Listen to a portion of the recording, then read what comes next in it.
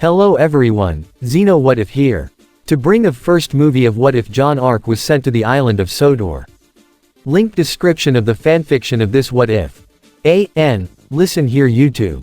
I do not own anything and this isn't a scam. Prologue. Planet Remnant. On the planets known as Remnant many dark creatures known as Grim roam, the planet until heroes known as huntsmen and huntresses willing to defend the kingdoms against the evil force of the Grim protecting the civilians no matter what. Many people always desire to dream of becoming a huntsman or huntresses. Many people had power such as aura or semblances. There was one family known as the Ark family. However, one child that was the only boy part of a family of sisters. The young man was known as John Ark. John always begged his mother and father to train him. However, they told him to always quit his silly dreams of becoming a huntsman. As a young John Ark at the age of 6 was wandering around the forest sobbing to himself remembering the harsh words. His mother and father, including his sister said to him, "John Ark, I'm sorry but you cannot be a huntsman. July Ark, don't be foolish enough to actually. You only get yourself killed. Lenny Ark, first oldest, you are disgraced as a brother. Jenny Ark, second oldest, just quit it. You're not meant to be huntsman. Alex Ark, first young, you should find another career." The young John Ark punched the ground with angrily and sadness that he crying frustrated that why could he be a huntsman, why couldn't he be strong enough to defend others? Young John, god damn it all. Why can't I just be a huntsman? I just want someone to support me for my dreams. Is that too much to ask for? As young John continued to cry, until he punched something that was metal causing him to flinch in pain. Young John, ow. What th? Before the young John Ark could say another word he looked out surprised to see a railroad track. However, with old and rusty he looked at where he was leading into the bushes. He was curious. Young John, why is there an old set of railroad tracks nearby? As young John Ark was even more curious following the tracks led into the bushes to see a set of buffers that seemed to be perfect condition. John approached the buffers cautiously, wiping away his tears as he took in the sight before him. The buffers gleamed in the dappled sunlight that filtered through the trees, their bright red color standing out against the earthy tones of the forest. It was as if they were calling to him, inviting him to uncover the mystery of their existence. Young John, what is a set of buffers doing here all by itself? Without anyone noticing it. As John stood before the buffers, a sense of intrigue began to replace his sorrow. The vibrant colors and the way the sunlight danced on their surface captivated him. He bent down, examining them closely, feeling a sense of wonder and curiosity that he hadn't felt in a long time. Young John, is it possible, could this lead somewhere? Somewhere where I can be useful? Taking a deep breath, John reached out and grasped the edges of the buffers. They felt warm to the touch, as if they were alive with potential. He closed his eyes, envisioning a world beyond the pain of his current situation, a world where he could help others, where his dreams could come true. Young John, here goes nothing. With a determined shove, he pushed against the buffers, and to his surprise, they gave way. A bright light enveloped him, pulling him forward. John felt a rush of wind and energy as the world around him began to swirl, colors blending and shifting until he could hardly tell up from down. When the light subsided, John found himself standing in a vibrant, sunlit clearing. The air smelled of coal smoke and fresh grass, and in the distance, he could hear the rhythmic chugging of steam engines. Young John, where am I? He looked around and saw a quaint little station, complete with a wooden platform and a cheerful sign that read, Sodor. Young John, Sodor, never heard that before. And somebody tells me I'm no longer on Revenant. John took a moment to absorb his new surroundings. The vibrant colors of Sodor were a stark contrast to the gloomy forest he had just left behind. He could hear the cheerful sounds of trains whistling and engines chugging in the distance, and the air was filled with the warmth of the sun and the scent of coal smoke. Young John wandering around on the station seeing many trains from varieties such as from steam locomotives to diesel-type engines. However, what made him completely even more surprised that they all were sentient. They had faces on what used to be the fireboxes if they were more alive, more human-like, but had wheels on the rails of the tracks puffing, blowing their whistles and horns. Young John, this is unbelievable. As John stood there, a friendly voice called out to him from behind. Hello there. You must be new around here. I'm Thomas the tank engine. Welcome to Sodor. Young John turned to see a small, cheerful blue engine with a friendly smile on his face. Thomas, fireman and driver known as David, and Mark looked directly at the young blonde-haired kid on why he was alone. David: "Hey kid, are you here all alone?" Young John: "Yeah, I'm not really sure how I got here. I'm John Ark, from a place called Remnant. I was wandering in the forest near my home when I found these buffers, and the next thing I knew, I was here." Both David and Mark looked at each other, thinking that the boy might have been crazy or just had some imagination dream. Thomas remembering about a set of buffers that were magical. However, it felt like the memory was a bit more vague and blurry. Thomas, with a thoughtful expression, tried to recall the stories he had heard about the magical buffers. "I remember hearing something about magical buffers that lead to different places, but it's been a long time since they were last mentioned. Maybe there's something special about the ones you found." David, sensing that John was genuinely confused and perhaps a bit overwhelmed, offered a reassuring smile. "Well, whatever the case, you're here on Sodor now. It's a friendly place, and we're always happy to have new faces around." Mark nodded in agreement. "That's right. And if you need a place to stay or something to do, we can always use an extra pair of hands. There's plenty to learn and see here."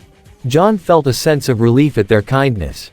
"Thank you. I'd love to help out and learn more about this place. It's all so new and exciting." Thomas let out a cheerful whistle. "Great. I'm sure you'll fit right in. And don't worry, Sodor has a way of making everyone feel at home."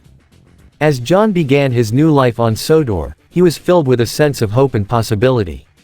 Here, among friendly engines and welcoming people, he felt he could finally become the hero he always wanted to be, helping others and exploring new adventures on the island of Sodor. Chapter number 1. New Life on Sodor. On the planet Earth. On the continent known as Europe, London, a small island known as the island of Sodor, John Ark Neo at the age of 17. John Ark was a young adult and was able to attend school. However, you could tell that Earth was different compared to Remnant. It had 2 wars instead of 1 war.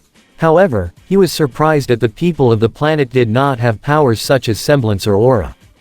Sure, John Ark was always been teased and bullied, thinking of him as some odd person from a countryside or someone who is just completely insane. However, at the age of 17, he was able to get himself a job as a fireman of a small blue steam engine 040 Bagnall, or his real name Wilbert.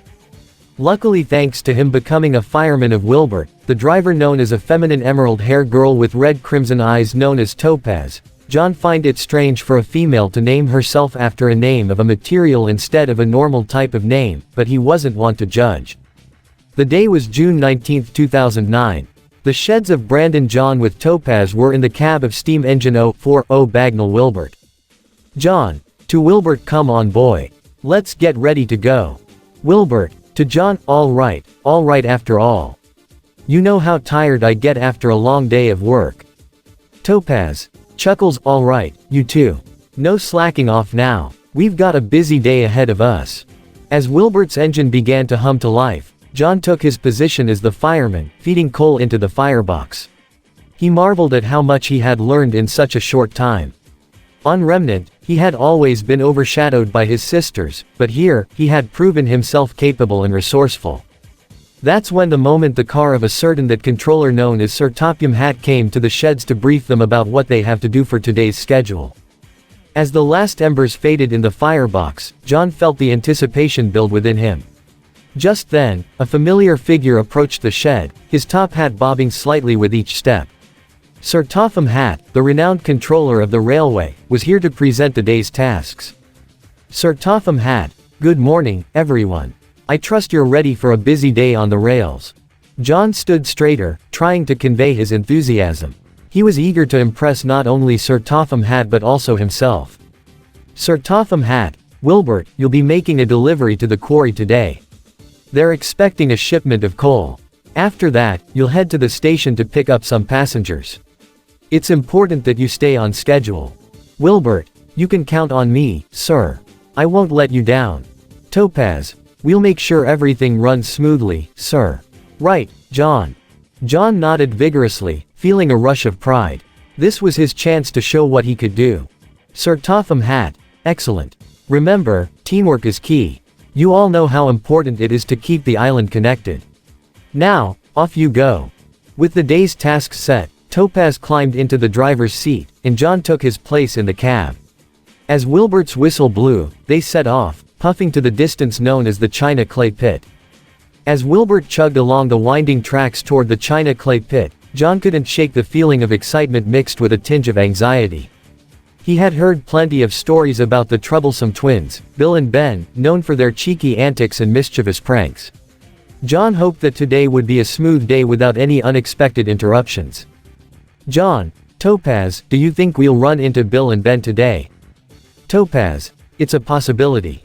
Just keep your eyes peeled. They might try to pull a fast one on us. John chuckled nervously. I just hope they're not too troublesome. I'd rather focus on getting the coal to the quarry without any detours. Before long, they approached the familiar sights of the China Clay Pit. The air was thick with dust and the sound of machinery echoed in the distance. Just as they began to slow down, two cheeky faces popped up from behind a pile of clay. Bill, look who's here. It's Wilbert and his new fireman. Ben, what's the matter, John? Afraid of a little fun? John rolled his eyes, remembering the tales of how the twins loved to cause chaos. Now you two. I would recommend you don't want to stir any trouble. Bill and Ben kept quiet when the moment they recognized that voice. From the other siding of the tracks came a certain female black with yellow hazard stripes 06 OBR Class 04 with side plates known as Mavis. John Ark was happy to see the certain quarry diesel known as Mavis. Keeping the two troublesome tank engines in check, before becoming Wilbert's fireman, he was surprised to meet a female diesel engine that had a certain name to one of his sisters. John, to Mavis, it's good to see you, Mavis, keeping these two troublesome fools out of trouble. Mavis rolled her eyes playfully at the twins, her black and yellow stripes gleaming in the sunlight. Mavis, honestly, John, it's a full-time job keeping these two from causing chaos. They think they're funny, but they just end up making more work for everyone. Bill, hey, we always do work. Ben, yeah, there was that one time. And the other time that. John face-palmed at the twins' idiotic logic on how exactly could two twin engines be this stupid for the deck to cause pranks that could actually literally almost hurt somebody. John sighed, trying to suppress a grin. The twins' antics were amusing in their own way, but they also made him worry about the potential consequences. John, guys, it might be a good idea to focus on doing your jobs rather than trying to prank everyone. The last thing we need is for someone to get hurt because you two decided to play a joke. Mavis nodded in agreement. Exactly. If you two keep goofing off, you might miss an important delivery or cause an accident. And I don't want to be the one to clean up after you. Bill and Ben exchanged sheepish glances before shrugging, their expressions shifting from mischief to a hint of sincerity. Ben, okay. We promise to behave, for now. Bill, yeah, but only if you share some of that delicious coal after we're done. Wilbert, well, it's good to see you troublemakers getting your act together now. Can you fetch us that load of carts filled with clay?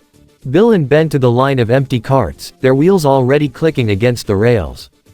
Mavis, alright, you two. I need you to couple these carts to Wilbert. Then you'll take them to the quarry and load up with coal. Remember, a smooth delivery is what we need today. Bill and Ben, now focused on the task at hand, nodded enthusiastically. Bill, no problem, Mavis. We'll get it done faster than you can say, trouble. Ben, yeah, we'll be the best delivery boys ever. Wilbert, I should be more concerned about the word you use. Troublesome. Is it actually a good part of our dictionary? John, just get those trucks filled with clay. And try not to cause any crashes, or I will get Sir Topham Hatt to school you both. Bill and Ben exchanged nervous glances but quickly nodded, eager to prove that they could indeed be helpful. As the twins set to work coupling the empty carts to Wilbert, John took the opportunity to chat with Mavis while keeping a watchful eye on the twins. John, Mavis, how have things been at the quarry? I hope those two haven't caused you too much trouble. Mavis, sighs, you have no idea. Just the other day, they tried to race to see who could deliver a load of clay the fastest. They ended up derailing a few carts, and I had to clean up the mess. John, laughs, sounds like the usual mischief. At least I can count on you to keep them in line.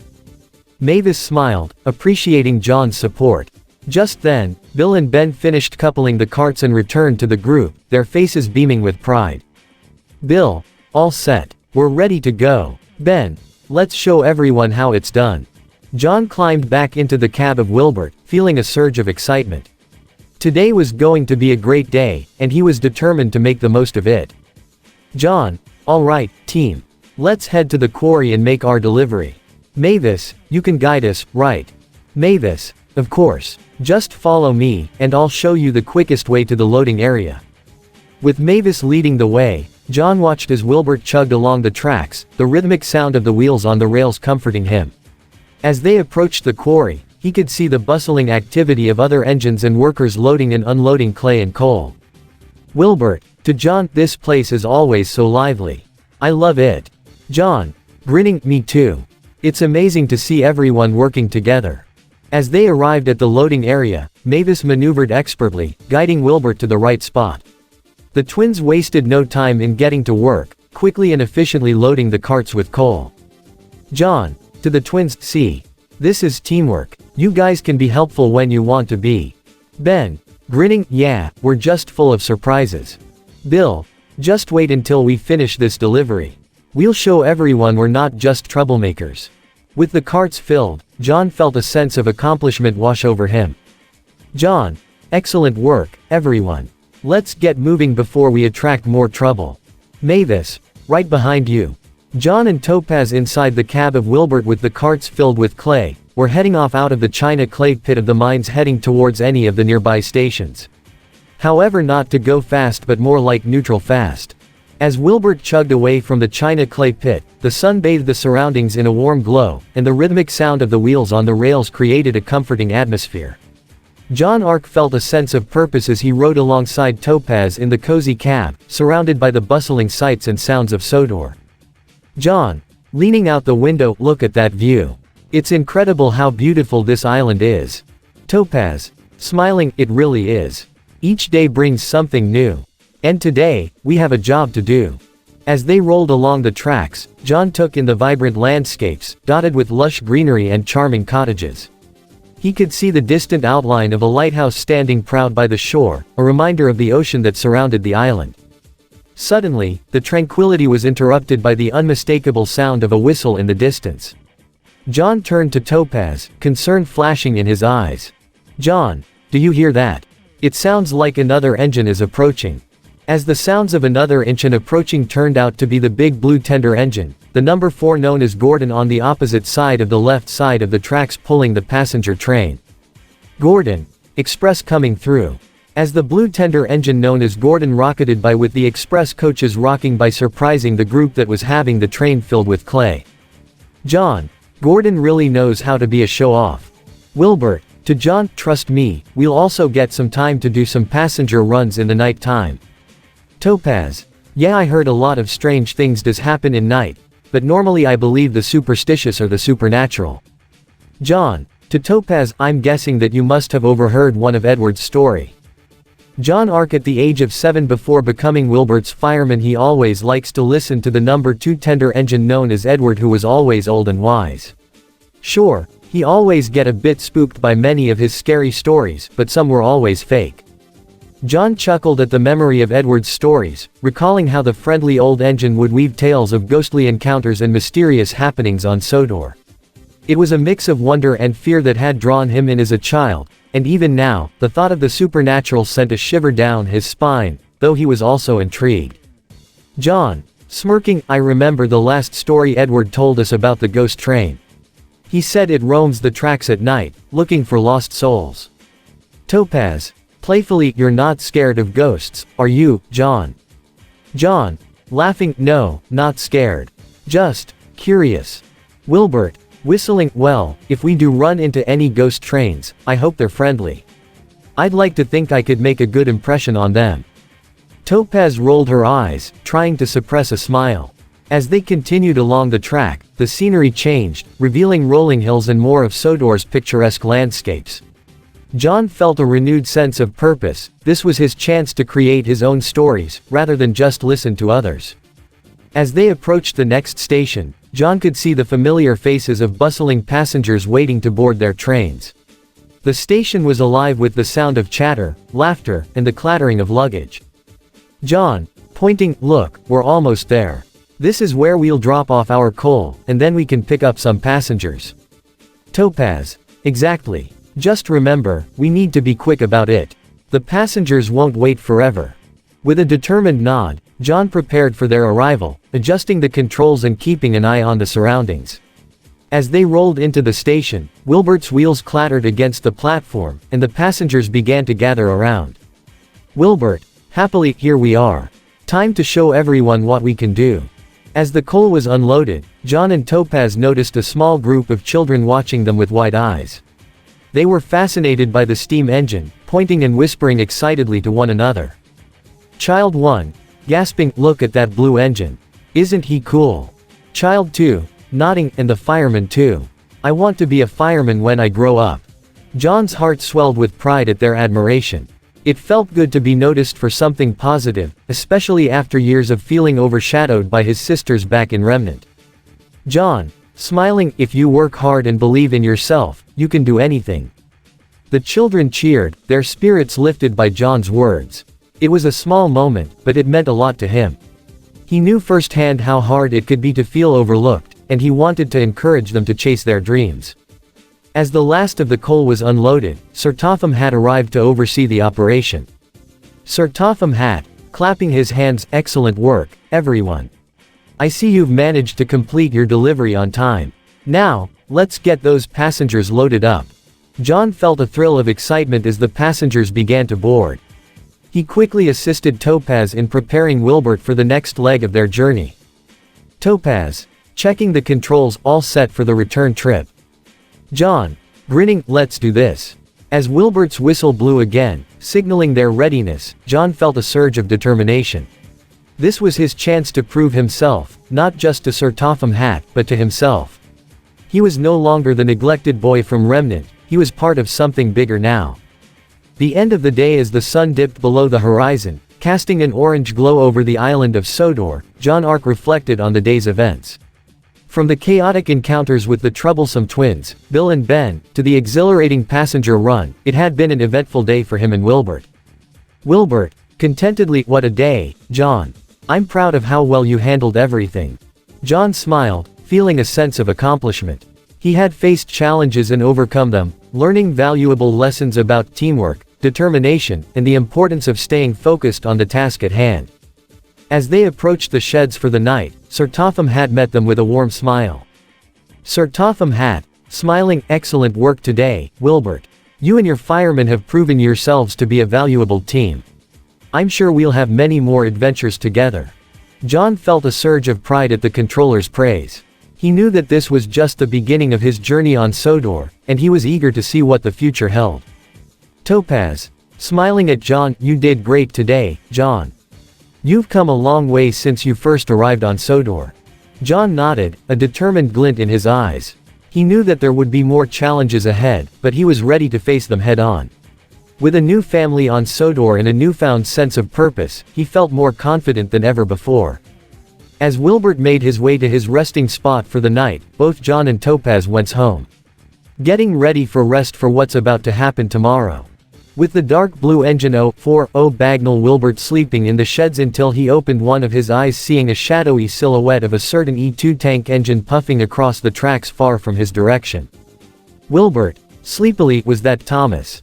I didn't expect him to actually do any late night jobs. Well, who cares? I do need some rest for tomorrow. As Wilbert comfortably sleeping in the sheds resting. However, what he didn't realize was the E2 class shadowy figure of a tankage wasn't Thomas. Instead, it didn't have the number 1 on its side. It had a number 0 and on its face was red glowing demonic eyes. I am the ghost train of Sodor. As the demonic shadowy figure of a ghost train puffed by the woods without anyone realizing it, he puffed into the darkness, vanishing into the darkness. Chapter number 2, Another Day Working. On Earth at the island of Sodor of Europe of UK. The day was June 25, 2009. John awake after the alarm clock, he stretched his arms, bones, popping and cracking.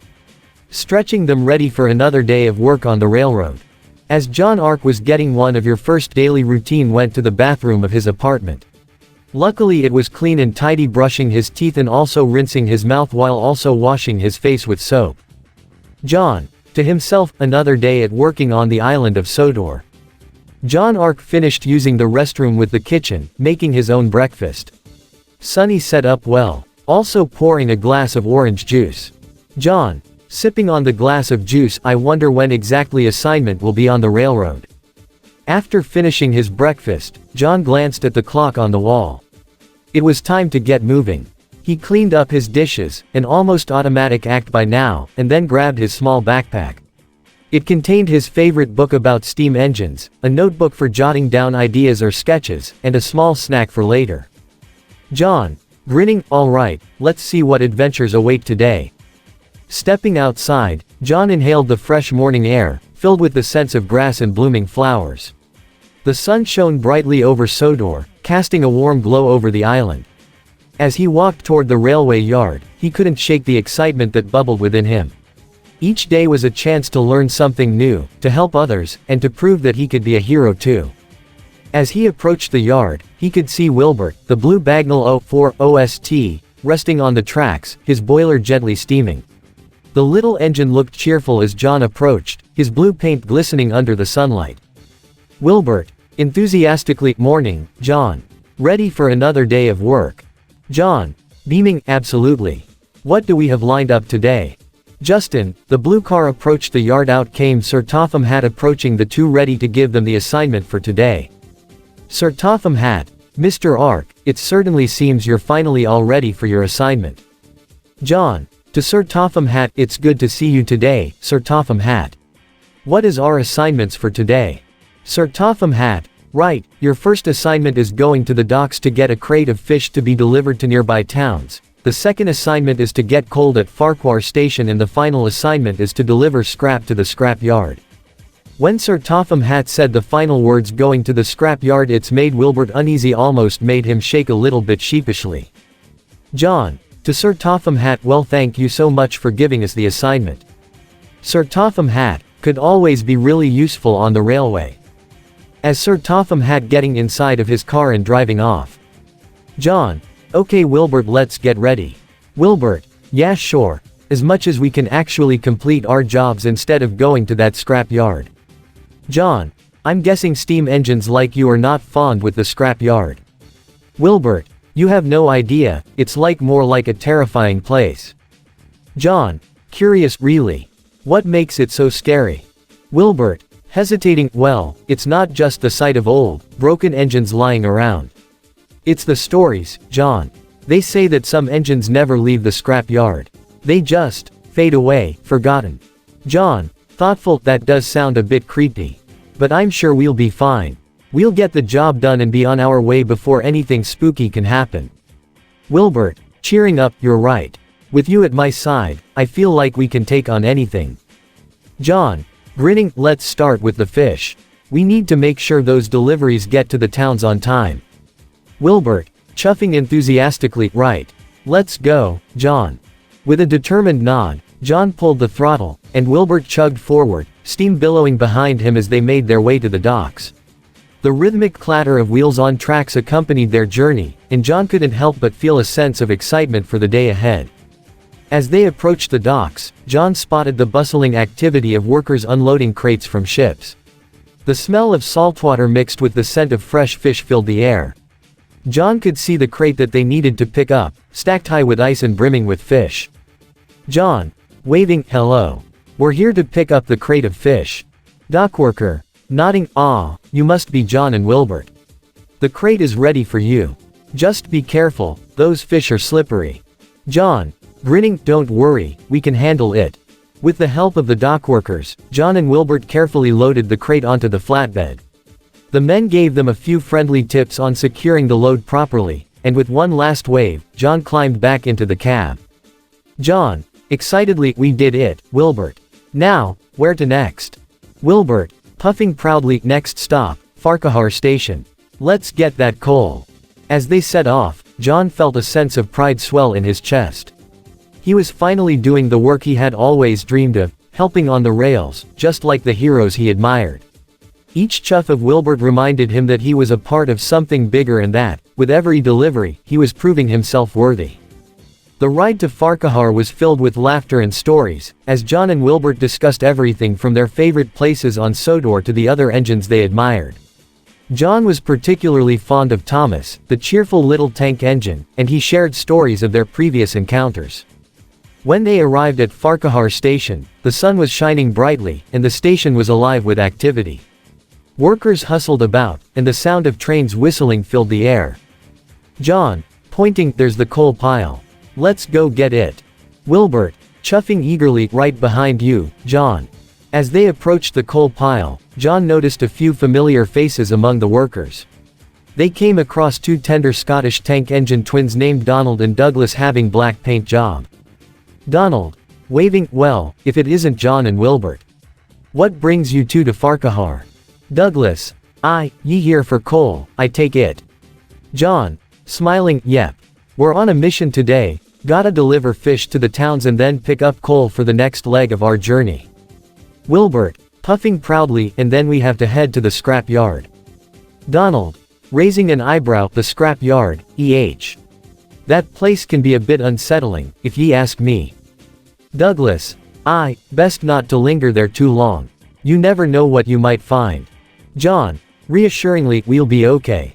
We just need to get in, drop off the scrap, and get out." Donald, grinning, "That's the spirit, lad. Just be careful."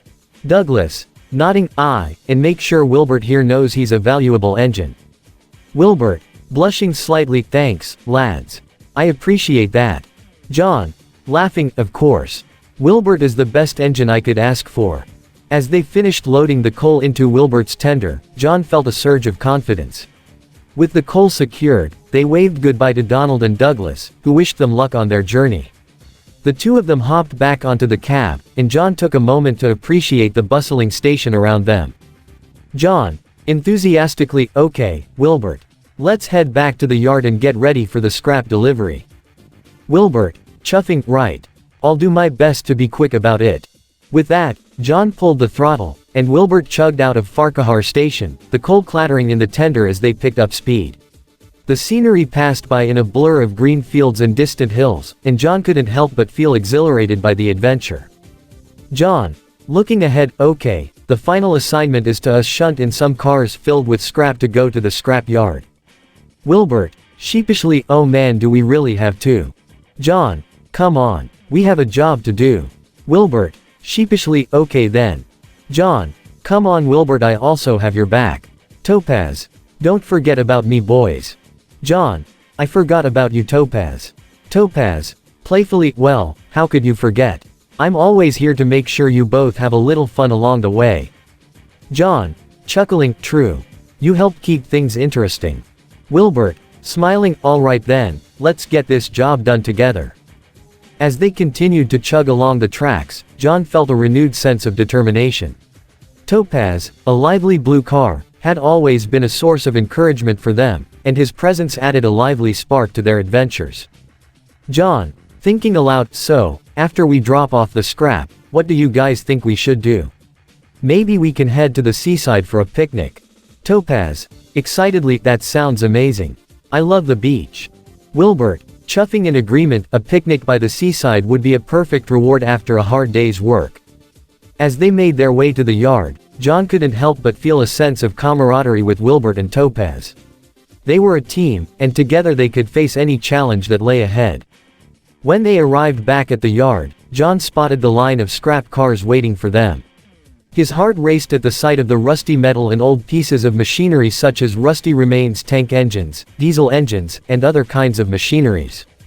John, taking a deep breath, "Here we go. Let's just delivered carts filled with scrap." Wilbert, extremely nervous, "Oh, I don't really like it. Always a worse nightmare for steam engines and diesels." John, "Don't worry Wilbert, we have your back. You have we have yours." They saw a 06OT austerity saddle tank with reddish-orange with yellow stripes pushing some carts of scrap into the smelter's yard, alongside 206 OBR Class 08 diesel class with green and yellow hazard stripes known as Ari and Bert. John inside of the cab of Wilbert noticed the two diesel twin that had a bit of a look of sheepish and nervousness and were kind of afraid of going into the scrap yard. John could sense the tension in the air as they approached the scrap yard, a place that loomed ominously at the edge of the railway yard. The sight of rusted metal and broken engines made Wilbert shudder slightly beneath him.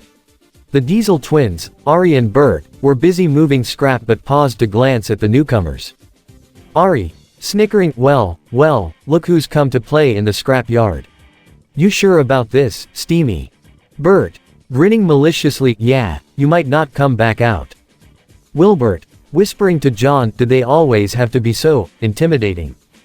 John, determined, just ignore them, Wilbert. We have a job to do. As they entered the yard, the clanking of metal against metal echoed ominously, and the shadows cast by towering piles of scrap created a foreboding atmosphere. The sight of dismembered engines and discarded parts gave John pause, but he steeled himself, remembering his goal. John, to Wilbert, we're just here to deliver some scrap cars. We'll be in and out before you know it. Wilbert, nervously, right, in and out, just like a good hero would do. John took a deep breath and guided Wilbert toward the designated unloading area. The yard was filled with workers, both human and mechanical, who were busy sorting through the scrap for anything salvageable. They waved at John and Wilbert as they approached, recognizing them as reliable workers on the island. Worker, cheerfully, hey, John. Wilbert, glad to see you here. We were just about to run low on scrap supplies. John, smiling, we've got a load for you. Just a couple of cars to drop off. As they reached the unloading spot, John hopped down from the cab and began to unhook the scrap cars from Wilbert's tender. The sight of the rusty metal glinting in the sunlight reminded him of the stories he had heard about the scrap yard, how some engines never left, fading into memory. Wilbert, anxiously, John, do you think we'll really be okay here? John, reassuringly, of course. We're just here to do our job. Besides, you're with me. Together we can face anything. He quickly unlatched the cars and he noticed purple engine somewhere at the siding. He doesn't know who exactly that engine was, he didn't expect anyone else to be in the scrap yard. He blinked again only for it to be gone. Probably a trick of the mind. John continued to unload the scrap cars, he couldn't shake the feeling that something was off in the scrap yard. The shadows seemed to dance and move on their own, and there was an eerie silence that hung in the air, broken only by the occasional clang of metal or the distant thud of machinery. John, trying to focus, just keep your mind on the job, John. In and out, remember. Wilbert, nervously, right, in and out. But what if the stories are true? What if there really are engines that never leave? John, encouragingly, they're just stories, Wilbert. We just have to do our job and then we can leave. As John finished unhooking the last of the scrap cars, he suddenly heard a soft whistle in the distance, almost like a haunting melody. He turned to look but saw nothing out of the ordinary. John, frowning, did you hear that, Wilbert? Wilbert, ears perked, I did. It sounded strange. Just then, a gust of wind rushed through the yard, sending a shiver down John's spine. He looked around, feeling as if he was being watched. The shadows cast by the piles of scrap seemed to stretch and twist, and for a brief moment, he thought he saw the outline of an engine, a purple engine, lurking in the shadows. John, whispering, maybe it's just my imagination. Wilbert, anxiously, or maybe it's something more. Suddenly, a loud crash echoed from behind a pile of scrap. John jumped, turning to see what had caused the noise. A few workers were shouting, trying to stabilize a large pile of scrap that was teetering dangerously. Worker, frantically, okay, we or even leave this place. I feel already bad enough as it is, what all this crap nearby. John, concerned, we need to help them, Wilbert. They might need our strength. Wilbert, hesitant, are you sure? It looks pretty dangerous over there. John, determined, we can't just stand by. If we don't help, someone could get hurt. With a deep breath, John urged Wilbert forward. The little engine chugged apprehensively toward the workers, steam hissing as he tried to muster his courage. The sight of the wobbling scrap made John's heart race, but he knew they had to act quickly. John, calling out, everyone, step back. We'll try to stabilize it. The workers stepped aside, giving John and Wilbert room to maneuver. John climbed up into the cab, his heart pounding with adrenaline. John, to Wilbert, let's move carefully. We need to push against that pile to keep it steady. Wilbert, taking a deep breath, all right, John. Let's do this. As they approached the precarious pile, John felt the weight of the moment settle on his shoulders. He could hear the whispers of the scrapyard around him, the stories of engines that had come before, the echoes of those who had lost their way. He shook off the feeling, focusing on the task at hand. John, focused, here we go, Wilbert. On 3. 1, 2, 3. With a determined puff, Wilbert pushed against the pile of scrap. The metal groaned and shifted, but they managed to hold it steady. The workers quickly moved in, grabbing ropes and chains to secure the pile while John and Wilbert held it in place.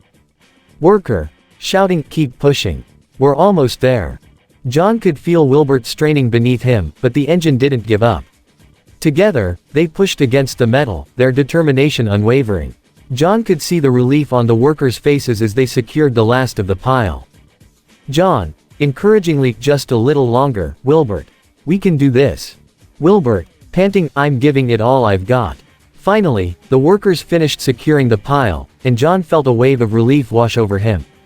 Worker, cheering, we did it. Thank you, John and Wilbert. You saved us. John, smiling, we're just glad we could help.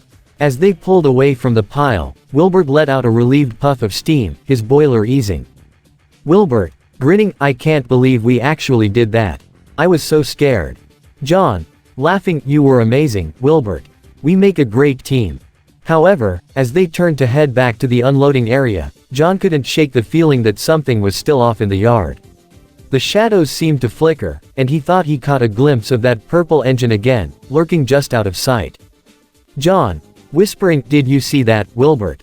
I thought I saw something. Wilbert, nervously, I did too. It's probably just the scrapyard playing tricks on us. John, determined, we can't let our imaginations get the best of us. Let's finish up our delivery and get out of here. They made their way back to the unloading area, where the workers greeted them with smiles and pats on the side. John felt a swell of pride in his chest. They had helped, and that was what mattered.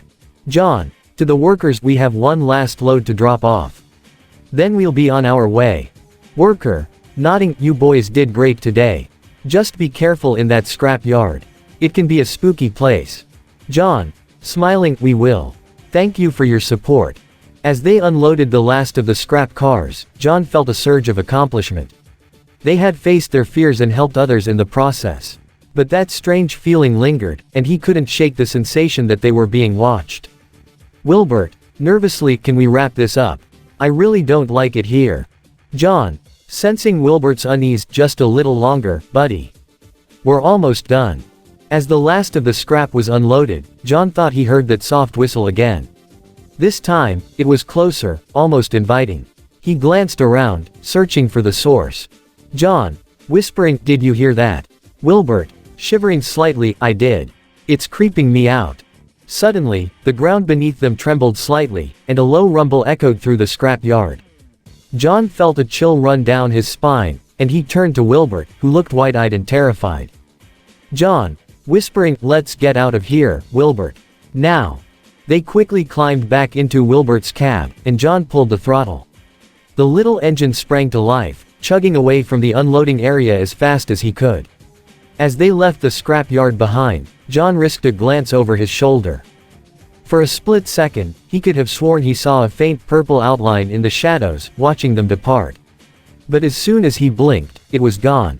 John, breathing heavily, what was that? Did you see it, Wilbert? Wilbert, nervous, I didn't want to look back. I just wanted to get out of there. John, determined, we'll figure it out later. Right now, let's focus on getting back to the yard safely. As they chugged down the tracks, the sun began to set on the horizon, casting a warm glow over the island of Sodor. John couldn't shake the feeling of unease, but he also felt exhilarated. They had faced their fears, helped others, and completed their tasks for the day. John, smiling, we did it, Wilbert. We made it through the scrap yard. Wilbert, relieved, yeah, and we're still in one piece. John, grinning, just think of all the stories we'll have to share. As they made their way back to the yard, John couldn't help but feel a sense of triumph. Maybe he was becoming the hero he had always wanted to be, one adventure at a time. And while the shadows of the scrapyard haunted him, he knew that with Wilbert by his side, he could face anything that came their way. Chapter number 3, Back in Remnant. Back at the planet of Remnant, so many months have passed since John Ark disappeared without a trace. His family, the Ark family, was even worried about his disappearance, seeing that he just vanished without even any clue or even how. His father and mother John and July worried about him and were regretting treating him important. Even his sisters, Lenny Ark, first oldest, Jenny Ark, second oldest, Alex Ark, first young, and Mavis Ark, second young, were also feeling like shit for treating their brother and also bullying him. Gave up on being a huntsman, however they thought even more horribly, thinking that they might have actually drove him to commit suicide. Jenny Ark, second oldest, goes to Beacon Academy, also became the leader of JNPR. She had top grades, however she was not pretty good at being a leader and giving orders as for team leader. Jenny Ark, second oldest, realized that her brother might actually have potential at strategy. Giving great advice. She was such an idiot for actually not realizing that her brother actually had that kind of potential. At the Ark residence, the family were actually having a quiet dinner, not chatting. Not laughing, but felt like a somber mood without their brother. It felt hollow and empty. Alex Ark, first young, hey big sis, any sign of him at Beacon Academy? Jenny Ark, second oldest, no sign of him. Mavis Ark, second young, we are such awful sisters to him. Lenny Ark, first oldest, we are such awful sisters to him, if only. John Ark, his father, look, we can't just go back and change the past like that. We have to deal with the consequence for our own actions. July Ark, his mother, I really am a horrible mother. John Ark, sighing deeply, we can't blame ourselves forever. What's done is done, but we need to focus on finding him. We owe it to John to bring him back home. Lenny, tearfully, but how? He's been missing for months. What if he's hurt or worse? Jenny, clenching her fists, we have to keep looking. He wouldn't just disappear without a reason. There has to be a clue somewhere, something we can follow. Mavis, sniffing, I just wish we could tell him how sorry we are. I never thought we'd lose him like this.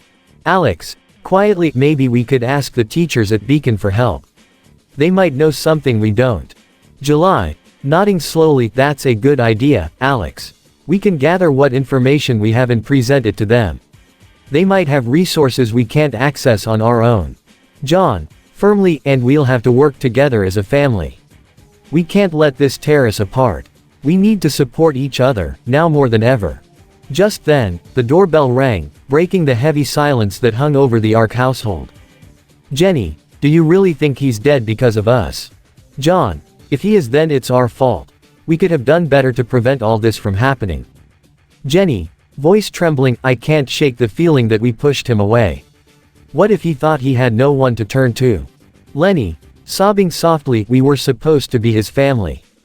We should have been there for him. Mavis, anguished, I wish we could just rewind time. I would do anything to take back the hurtful things I said. John, placing a comforting hand on Mavis's shoulder, I know it's hard, but we can't dwell on that now. We need to focus on finding John. Let's not give up hope. As the family tried to gather their thoughts, the doorbell rang again, louder this time. John stood up, feeling a mix of apprehension and hope. He opened the door to find Ozpin, Professor Port, and Professor Goodwitch standing there, their expressions serious. Ozpin, gently, good evening, John. May we come in? John, nodding, yes, of course. We were just. He paused, the weight of the situation hanging heavy in the air. The professors stepped inside, and the family's somber mood deepened as the implications of their visit became clear. Ozpin, addressing the family, we understand how difficult this has been for all of you. We've been conducting searches, but we need to gather more information. Jenny, looking up, did you find anything? Any leads on where he might be? Professor Goodwitch, sighing, we need to know more about John's habits and routines. Anything that might give us insight into where he could have gone. Alex, hesitantly, he liked to explore the woods near our home. He often went there to practice on his own. Professor Port, nodding, that sounds promising. We'll focus our efforts there. John, determined, we'll go with you. We need to be a part of this search. July, tearfully, we can't just sit here and wait. We need to do something. Ozpin, looking at each family member, your willingness to be involved is commendable. But we must proceed carefully. The woods can be treacherous, and we don't want to put anyone else in danger. Lenny, voice firm, we don't care. We need to find John. He's our brother. Mavis, sniffling, we'll do whatever it takes to bring him home. Ozpin, giving a small nod, very well. We'll organize a search party at dawn. But first, we need to gather any items that could help. Perhaps something that belonged to John, something that could lead us to him. The family exchanged glances, understanding the gravity of the situation. Each of them knew that they had to come together, to put aside their regrets and focus on the task at hand. Meanwhile, on the island of Sodor, John was deep in thought, seeing that he was actually in his new apartment. Thinking about it, sure, he missed his home, but he didn't really care as much, seeing that he was always neglected by his mom and dad, and now here he had a new life. Like working on the ad railroad of the island of Sodor, seeing the landscapes and many other cool places. John sat on the edge of his small bed in his apartment on the island of Sodor, looking out the window at the vibrant landscape that surrounded him. The lush green hills rolled gently into the distance, dotted with colorful wildflowers swaying in the breeze. The sun was setting, casting a warm golden hue over everything, and for a brief moment, he felt a sense of peace. John, to himself, I guess it's true what they say, sometimes you need to find your own way to discover who you really are. He glanced around his room, decorated simply but with a few personal touches. On one wall hung a picture of him and Wilbert, taken after a hard day's work. They both wore expressions of triumph, and John couldn't help but smile at the memory. Working on the railways had given him a sense of purpose he hadn't felt back home, and he was grateful for the chance to prove himself. John, thoughtfully, this place is different. The engines here are so friendly, and I feel like I belong. Just then, a soft whistle echoed outside, and he knew it was Wilbert, ready to get back to work. John quickly grabbed his cap and dashed out the door, excitement bubbling inside him. As he approached the yard, he saw Wilbert puffing steam and bouncing slightly on his wheels, eager to start another day. Wilbert, enthusiastically, there you are, John. Ready for another adventure. John, grinning, always. What do we have planned for today? Wilbert, I overheard Sir Topham Hatt say something about a special delivery to the seaside. I can't wait to see the ocean. John, eyes sparkling, the ocean. That sounds amazing. I've never seen it before. Wilbert, chuffing with excitement, then let's not waste any time. As they set off, John felt a thrill of anticipation. The rhythmic clatter of the wheels against the tracks was music to his ears, and with each puff of steam, he felt freer than he ever had before. John, looking around, Sodor is beautiful. I can't believe I get to explore all of this. Wilbert, puffing happily, and we'll have plenty of adventures together. Just you wait. As they traveled along the winding tracks, John took in the sights, the rolling hills, the quaint villages, and the charming engines that waved as they passed. Each moment felt like a step further away from his old life and closer to a new one filled with possibilities. But as they approached a hilltop overlooking the sea, John's thoughts drifted back to his family. He remembered their faces, the laughter they shared, and the moments that felt so real yet now felt like they belonged to another life. John, sighing, I wonder what my family is doing right now. Wilbert noticed the change in John's demeanor and slowed down slightly. Wilbert, concerned, is everything all right, John? John, forcing a smile, yeah, just thinking about home. I hope they're okay. Wilbert, sympathetically, it's normal to miss your family. But remember, you're not alone anymore. You have me, and we're a team. John, nodding, you're right, Wilbert. I've got you, and I'm grateful for that. As they reached the top of the hill, the sight of the ocean took John's breath away. The waves crashed against the shore, sparkling under the sun, and the salty breeze filled the air. John, in awe, wow. It's beautiful. Wilbert, puffing proudly, just wait until you see it up close.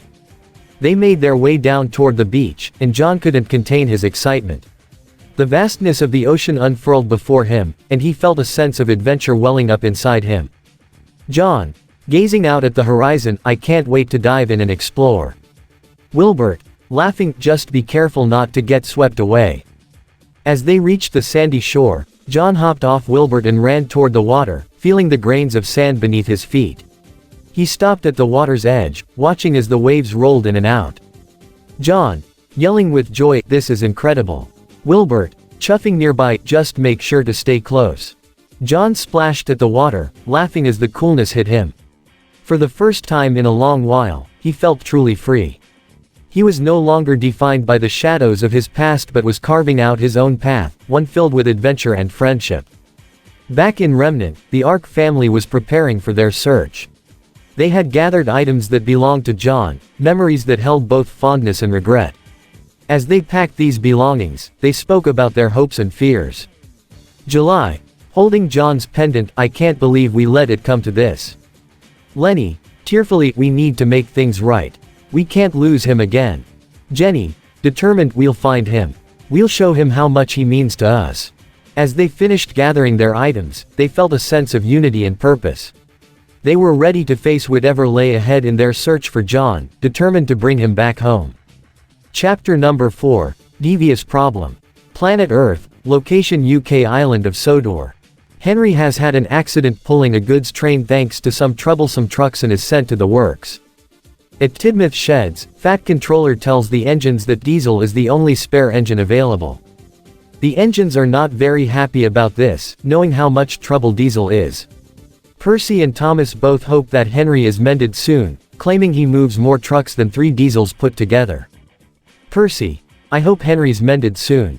Thomas, he moves more trucks than 3 diesels put together. Gordon, trucks are no one's friends. The next morning, at Brendam Docks. Diesel was working at the docks. Diesel, when the Fat Controller sees how good I am. He bragged to the trucks. Diesel, he'll get rid of steam engines once and for all. This gave the troublesome trucks an idea. As Diesel was shunting them together, they started to sing. Troublesome trucks, singing, is that all you can haul? Henry, loads are longer. Is that all you can haul? Henry must be stronger. Diesel was cross. He was sure to be stronger than Henry. Diesel, I'll push you all at the same time. The trucks giggled. Troublesome trucks, singing, push us all, that's the longest, push us all, you'll be the strongest. Diesel, that's me, the world's strongest engine. And Diesel shunted 5 trucks together, then 10, then 15. Soon he had an enormous line of 20 trucks. Percy, what's Diesel doing? Thomas, he thinks he's the world's strongest engine. John, watching from the cab of Wilbert, seen the black Diesel. Actually thinking that he's strong enough to take care of loading that much amount of trucks. Diesel didn't know the shunters had set the brakes on the trucks. The troublesome trucks knew, but encouraged Diesel to push anyway. Troublesome trucks, push, push, push. And Diesel pushed and he pushed and he pushed, but the trucks didn't move. So Diesel decided to pull the trucks instead. Troublesome trucks, singing, heave ho, you can pull but we won't go. Sang the trucks. This made Diesel very cross. He pulled and he pulled and he pulled. Diesel, heel LLP. Diesel falls into a barge. Diesel, grease and oil. John Ark, nestled comfortably in the cab of Wilbert, watched the scene unfold with a mix of amusement and concern. As Diesel struggled against the troublesome trucks, John couldn't help but chuckle at the antics of the engines around him. He had always dreamed of being a hero, and maybe today would be one of those days when he could help out. John, leaning closer to Wilbert, looks like Diesel bit off more than he could chew, huh? Wilbert, the blue Bagnall 04 OST, let out a cheerful whistle in agreement. Wilbert, he certainly did. Those troublesome trucks are a handful, that's for sure. Diesel sulked as the trucks laughed and laughed. The Fat Controller looked down crossly at Diesel. The Fat Controller, I thought you would be a proper dockyard Diesel, but I was wrong. The Fat Controller looked at Henry, the big green 4.6 OLMS Stanier 5MT. The Fat Controller, can you make up for lost time, Henry? Henry, oh, yes, sir. As Henry backed up to the trucks and the shunters released the brakes. Then Henry pulled away as easy as pie. Henry pulls the lined trucks away. And the engines cheered. Diesel was sent home in disgrace, but the engines had learned a lesson. Thomas, even troublesome trucks can do you a favor sometime. Percy, like getting rid of a smelly old Diesel. With Diesel sulking away, John couldn't hide his excitement. This was the kind of adventure he had always yearned for, seeing the dynamics of teamwork and the camaraderie amongst the engines. He turned to Wilbert, who was watching the scene with a keen interest. John, do you think Diesel will learn his lesson? Wilbert, I hope so, John. Sometimes it takes a bit of a tumble to understand the value of teamwork. As they made their way back to Tidmouth Sheds, John spotted Thomas and Percy chatting animatedly. Thomas, I can't believe Diesel thought he could outmuscle us. Percy, he really should know better than to trust those troublesome trucks. John laughed, feeling a sense of belonging among these engines. And this is the end of first movie of this, What If? I hope you guys like it. Do not forget to leave a comment down below and subscribe to the channel.